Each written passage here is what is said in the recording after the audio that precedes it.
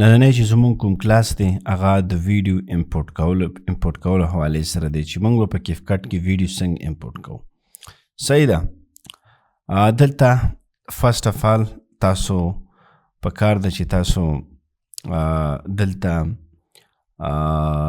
په دې میډیا اپشن باندې تاسو خامخا یې نه چې تاسو په آډیو یا په بل یو اپشن ځي.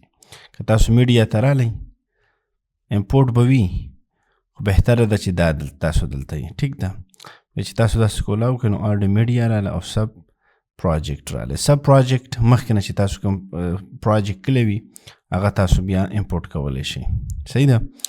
نو موږ به په امپورټ باندې کلیک کو او بیا چې کوم دی تاسو ویډیوز دلته راوړلی شئ.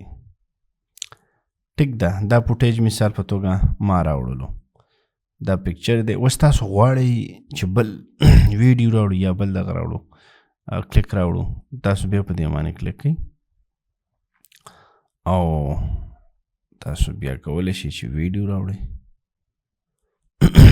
صحیح ده. بیا که تاسو چېرته مثال په طور باندې غواړئ چې دا راوړئ نه داسې ونیسئ دلته یې راوړئ. دا پسې بیا دلته راولئ.